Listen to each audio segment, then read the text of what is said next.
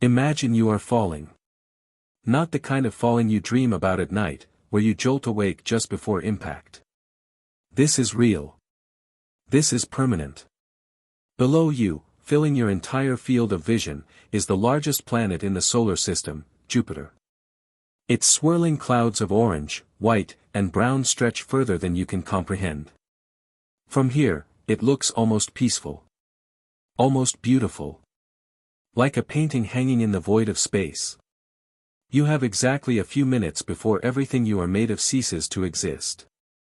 From a distance, Jupiter is breathtaking. Astronomers have stared at it for centuries.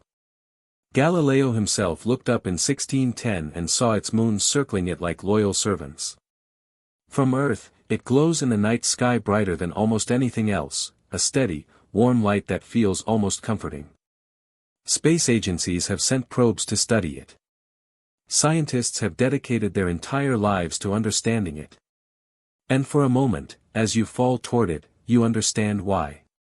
It is enormous. It is ancient. It is magnificent. But something is wrong. Because nothing about Jupiter is safe. Not one single inch of it. And the closer you get, the more you begin to understand that this planet was never designed for anything alive. It was designed to destroy. The first thing that hits you is the speed.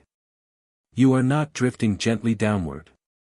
Jupiter's gravity is so powerful, more than 2.5 times stronger than Earth's, that you are being pulled toward it at a velocity that makes everything blur. Your body is already under stress it was never meant to handle. Your heart is working overtime just to pump blood against the crushing gravitational pull. Your bones feel heavier than they have ever felt. Every muscle in your body is straining against a force that simply does not care whether you survive. And you have not even entered the atmosphere yet. But here's the problem, there is no surface waiting for you at the bottom. No ground to hit. No moment where the falling stops. Jupiter is not a rocky planet like Earth or Mars. It is almost entirely made of gas and liquid. You will not crash. You will simply be swallowed. Absorbed. Dissolved into the planet as if you never existed at all. The moment you hit the outer atmosphere, everything changes. The winds begin. And when scientists say Jupiter has winds, they do not mean the kind of wind that blows your umbrella inside out. They mean winds moving at over 600 kilometers per hour, sustained, relentless, planet-wide storms that have been raging for longer than human civilization has existed. The Great Red Spot, that iconic swirling storm you have seen in every textbook, is a hurricane so large that 2 entire Earths could fit inside it. It has been spinning continuously for at least 350 years. Possibly much longer. You are now inside that. You are tumbling through something that makes the most violent hurricane on Earth look like a gentle breeze. But it gets worse.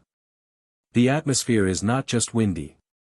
It is made of hydrogen and helium, with traces of ammonia and methane swirling through it. The moment you breathe in, if you could breathe at all, your lungs would fill with poison. Your body would begin shutting down within seconds. But that almost doesn't matter, because the atmosphere itself is tearing you apart. The turbulence alone would shred you. You are being flung in every direction simultaneously, at speeds that no human body was ever meant to experience. You keep falling. Deeper. And as you descend, the pressure begins. On Earth, we live under one atmosphere of pressure. It is comfortable. Normal. You have never once thought about it. But every kilometer you drop inside Jupiter, the pressure multiplies. By the time you are just a few hundred kilometers deep, the pressure is already dozens of times greater than anything on Earth's surface. Your spacesuit, if you somehow had one, would be crumpling inward. Your body would follow. At around 1,000 kilometers deep, the pressure is so extreme that the hydrogen around you stops behaving like a gas. It becomes liquid. You are now falling through an ocean of liquid hydrogen, an ocean with no surface and no floor, an ocean that exists nowhere else in the known universe in quite this way. And the pressure here would crush you so completely, so absolutely, that there would be nothing left to identify. Not a bone. Not a fragment. Nothing. And this is where things change, because the temperature is rising. Jupiter radiates more heat than it receives from the sun deep inside. The planet generates its own energy. As you descend further into the liquid hydrogen ocean, the temperature climbs past hundreds of degrees. Then thousands. The heat and pressure combine into something almost incomprehensible. The laws of physics that govern your daily life begin to bend and warp into something alien and unknowable. But that's not even the worst part. Deeper still, scientists believe the hydrogen does something that has no equivalent on Earth. Under pressure so extreme it cannot be replicated in any laboratory, hydrogen becomes metallic. It begins to conduct electricity like a metal, flowing and shifting in vast currents that generate Jupiter's enormous magnetic field.